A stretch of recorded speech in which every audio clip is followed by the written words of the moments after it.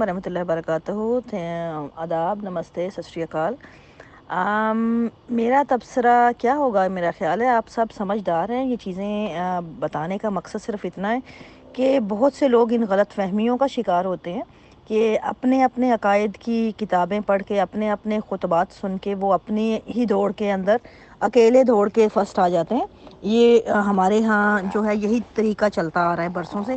ہر عقیدہ سمجھتا ہے کہ اپنی دوڑ لگا لی، اپنے اکیلے تو ہم نمبر 1 پہ آ گئے، حقیقی اسلام ہمارا جھنڈا تھام لیا. ان کو یہ پتہ ہی نہیں کہ دوسری سائڈ کی سٹوری کیا ہے. اور جو باتیں آپ کو بتائی جاتی ہیں، کبھی آپ تب تک آپ صحیح حق یا سچ نہیں پہچان سکتے جب تک آپ دوسری طرف کی سٹوری، دوسرا تصویر کا دوسرا رخ نہیں دیکھتے. تصویر کے ہمیشہ بہت سے رخ ہوتے ہیں. جب تک آپ مکمل اس کا احاطہ نہیں کرتی آپ کی نظر، آپ حق کو پا ہی نہیں سکتے. سمپل بات اتنی سی ہے. اپنے عقیدے اپنے لوگوں سے سننا تو کوئی بڑی بات نہیں ہے. وہ تو وہی کہیں گے جو انہوں نے اپنے عقیدے کا کاروبار چلانا ہوتا ہے، چاہے وہ کوئی بھی عقیدہ، کوئی بھی مذہب ہو، کوئی بھی نظریہ ہو. ایک حد کے بعد کوئی بھی نظریہ جب دنیا میں بنتا ہے، ایک حد کے بعد آ کے وہ نظریہ جو ہے کاروبار کی شکل اختیار کر جاتا ہے. کیونکہ یہ دنیا کا ہمیشہ سے یہی ریت رہی ہے. آپ دنیا کی تاریخ اٹھا لیں، انسان نے ہمیشہ ایسے ہی کام کیا ہے. جتنے بھی پرانے مذاہب ہیں آج کمرشل دنیا میں آ کے کمرشل جو وہ شکل اختیار کر چکے ہیں. اسی طرح عقائد کا بھی یہی ہوتا ہے. ایک ٹائم پیریڈ ہوتا ہے، اس نظریے کا، جو بھی نظریہ ایک نیا آتا ہے اس کا ایک وقت ہوتا ہے، اس کے بعد وہ ڈھل جاتا ہے. اب رہی بات، یہ تو بنیادی تو بات تھی. اب دوسری بات آتی ہے کہ اس کارروائی کو شیئر کرنے کا مقصد یہ تھا کہ اس کے اوپر بہت سی غلط فہمیاں اور بہت سی خوش فہمیوں کا دار و مدار ہے اس پہ. اس لیے اس کا سامنے لانا بہت ضروری ہے. لوگوں کے ہاتھ میں بکس پکڑائی بھی جائیں، تھمائی بھی جائیں تو وہ انتہائی اس معاملے میں، پڑھنے کے معاملے میں ہماری قوم بہت کامچور واقعہ ہوئی ہے. تو اس لیے سنایا جانا بہت ضروری ہے. اب ایک ایک چیز کو کہ یہ سنیں، جواب سنیں ذرا آپ. جب آپ پبلک میں کھڑے ہو کے ایسے جواب دے رہے ہیں جن کا کوئی سر نہ پاؤں ہے. ایک خلیفہ ہے، آپ سوچئے ذرا، ایک خلیفہ ہے، ایک امام جماعت ہے، جو آپ اس کی ویلیو سمجھتے ہیں کیا؟ باہر والوں سے میں نہیں یہ سوال کر رہی جو باہر بیٹھے ہیں، کیونکہ وہ اس نہج تک پہنچ ہی نہیں سکتے جہاں پہ جماعت احمدیہ میں موجود لوگ ہیں. جب آپ کہتے ہیں خلیفہ خدا بناتا ہے، جب آپ کہتے ہیں مرزا طاہر احمد صاحب کے بے شمار ایسے خطبات موجود ہیں، وہ کہتے تھے کہ ہمیں خلیفہ تو اڑتی چڑیا کے پر بھی گن لیتا ہے، اس کے سامنے کچھ نہیں. پھر آپ خلافت کمیٹی جو ہے وہ کمیٹی ہے جن کے اوپر خدا کا مطلب ہاتھ ہے، خدا ان سے منتخب کرا رہا ہے. یہ تمام نظریات کے بعد آپ اس خلیفہ کو ایک طرف سے وہ انسان بھی کہہ رہے ہیں، دوسری طرف تمام تر اختیارات بھی آپ کے پاس ہیں، لائف ٹائم کے لیے آپ چل رہے ہیں، پھر آپ ڈینائی کر رہے ہیں کہ خلیفہ کو کوئی بیماری ہو ہی نہیں سکتی. آپ کون سے خدا پہ یقین کرتے ہیں؟ کیا یہاں پہ آپ کو کہیں خدا نظر آتا ہے؟ یہ تو حکمیت ہے کھلی کھلی. یہ نہ تو کوئی خلافت ہے، نہ امامت ہے، نہ کوئی اس میں کچھ مجھے نظر آیا ہے ان کے جوابوں میں. یہ تو کھلی کھلی حکمیت ہے بھائی. ایک آپ نے ٹرینڈ چلانا تھا، ایک ایسا سلسلہ چلانا تھا جس میں جس حد تک آپ چاہیں ہر ممکن وہ دماغوں پہ کنٹرول کر سکیں. تو اس کا کیا طریقہ ہوگا؟ سمپل ہی سوچیں. یہی اس سے بہتر کوئی طریقہ ہو سکتا ہے کہ آپ ایک ایسے شخص کو اپنے اوپر بٹھا دیں جس نے مذہب کا لبادہ بھی پہنا ہو، اور اس کے بعد وہ آپ کو ہر بات پہ جو بھی بھیڑ بکری ادھر ہو اس کو ڈنڈے کے زور پہ اپنے احکامات بھی سنائے. آپ تو ان کے احکامات رد کر سکیں لیکن وہ آپ کے نہ رد کریں. کیوں؟ آپ دیکھیں وہ کہہ رہے ہیں کہ میں رد کر سکتا ہوں ان کے، وہ نہیں. ان کو کبھی موقع ہی نہیں ملتا. کیوں نہیں ملتا؟ اس لیے کہ ان کو حق ہی حاصل نہیں ہے. آپ نے کبھی جماعت کے اندر ٹرینڈ دیکھا ہے؟ کیا ہے؟ آپ یہاں پہ جماعت کو، حضور کو شکایت لگانے کا کہہ کر آپ نے بے شمار لوگ جو ہیں، ویسے ہی آپ نے دیکھیں گے بڑے سے بڑا جو ترم خان ہوگا نا، آپ اس کو کہہ دیں گے جماعت احمدیہ میں کہ حضور کو شکایت لگانی ہے، وہ اپنا سب کچھ بھول بیٹھے گا وہاں پہ، کیونکہ اسے پتہ ہے اب جماعت سے نکل جانا ہے. تو یہ خوف کریٹ کرنے کے پیچھے یہ لاجک ہے کہ آپ نے خلیفہ کو انسان تو رہنے ہی نہیں دیا. وہ خلیفہ انسان تھوڑی ہے، وہ تو در حقیقت آپ کے اندر کا خدا ہے. یہ حقیقت ہے. خلیفہ خدا نہیں بناتا، خدا کو خلیفہ بناتا ہے. یہاں پہ یہ ہونا چاہیے. آپ یہ جو کنسپٹ ہے نا، اس کا میں آپ کو ایکس رے دکھا رہی ہوں کہ باہر والوں کو بھی اور اندر والوں کو بھی، کہ یہ کنسپٹ یہ ہے کہ خلیفہ خدا بناتا ہے، کہ پیچھے خدا خلیفہ بنا رہا ہے. جتنا خدا گھڑا گیا ہے نا یہ والا، کہ پہلے آپ نے کہا کہ جو ہمیں تعداد کا ہی نہیں پتہ. کبھی آپ سوچیں، ممکن ہے آپ کے پاس ایک جماعت احمدیہ کو باقاعدہ نمبر ایشو ہوتے ہیں، جس طرح قیدیوں میں جیلوں میں نمبر ہوتے ہیں نا، قیدی نمبر، اس طرح ہر انسان جو بیت کے انڈر آتا ہے اس کو نمبر ایشو ہوتا ہے، اور اس نمبر کی بہاف پہ ان کو پیدا ہوتا بچہ جو ماں کے پیٹ کے اندر ہے نا، اس کا بھی ان کو پہلے سے پتا ہوتا ہے کہ اس کا جو ہے نمبر کیا ہے.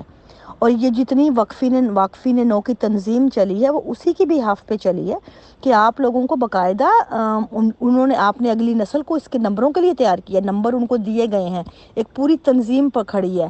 پھر یہ تو اب چلی ہے، اس سے پہلے لجنہ دیکھ لیں، ناصر وہ خدام ناصرات، ایک ایک نمبر یہاں پہ جو ہے، ایک ایک فرد جو ہے وہ ایک جیل میں قیدی کے مترادف وہ اپنا اون نمبر رکھتا ہے، قیدی نمبر. تو آپ وہاں پہ کہہ دیں کہ آپ کو نمبر کا ہی نہیں پتا، یہ کیسے ممکن ہے؟ ایک خلیفہ ہے نا آپ، اور پھر آپ بار بار کہہ رہے ہیں یہاں پہ کہ مجھے نہیں پتا، میں آپ کو لے کے بتاؤں گا. دیکھیں، آپ کہیں بھی جب اپنا لے کے جاتے ہیں مقدمہ کسی عدالت میں، تو آپ پورا ویل پریپیئرڈ ہوتے ہیں اس چیز کے لیے کہ آپ سے کس قسم کے سوال ہوں گے. اگر آپ کو اپنے سوال اپنے ہی عقیدے کا نہیں پتا، کبھی امام کا نہیں پتا، کبھی آپ کو امام لوگ کہہ دیتے ہیں تو آپ نے امامت لے لی، لوگوں کے کہنے پہ لے لی، تو پھر مسیح موعود کا جو دعویٰ ہے وہ کہاں گیا؟ اگر آپ کو خلیفہ صاحب کے جواب کے مطابق کہ لوگوں نے مجھے امام کہا، یہ کہا نا انہوں نے، تو آپ سوچئے کہ ان کے کہنے پہ آپ نے امامت لے لی. اگر ان کے کہنے پہ آپ نے امامت لے لی تو آپ مجھے یہ بتائیں، پھر امام مسیح موعود کا، مسیح کا دعویٰ ہی امام وقت کا ہے، وہ تو ویسے ہی صفر ہو گیا نا. اس کا مطلب ہے آپ امام تو نہ ہوئے، آپ نے تو لوگوں کے کہنے پہ کیا، تو پھر وہ دعویٰ کدھر گیا؟ آپ نے باقاعدہ دعویٰ کیا ہے، یہ دعویٰ موجود ہے، لیکن وہ دعویٰ کہاں گیا؟ قومی اسمبلی میں ختم ہو گیا، ہوا ہو گیا. تو اور دوسرا ایک بڑا جو باقی تو وہ بے شمار چھوٹی چھوٹی چیزیں نظر آ رہی ہیں آپ کو اس کے اندر، جو دوسرا بڑا پہلو ہے کہ ہماری جماعت کا سیاست سے کوئی تعلق نہیں ہے. یہ سب سے بڑا جو ہے نا جھوٹ ہے، سب سے بڑا جھوٹ یہی ہے. پاکستان بنا تھا تو وہ کیا دین کی بھی حیف پہ بنا تھا؟ مجھے بتائیں گے کوئی صاحب یہاں پہ پاکستان کی تقسیم جو ہوئی تھی کہ وہ کس بنا پہ ہوئی تھی؟ کیا وہاں پہ جو ہے یہاں پہ آ کے کوئی کفار سے جنگ لڑنے آ رہے تھے؟ کیا چکر تھا؟ پاکستان جو قائد اعظم کی پارٹی تھی، سیاسی پارٹی تھی، نہرو کی پارٹی سیاسی پارٹی تھی. جب وہ انگریز چھوڑ کے گئے تھے انڈیا کو تقسیم کر کے، وہ کوئی یہاں پہ دینی مساجد بنانے کے لیے، مدرسے بنانے کے لیے تقسیم نہیں کر کے گئے تھے، یا ان کو وہاں پہ گردوارے یا مندر دے کے نہیں گئے تھے.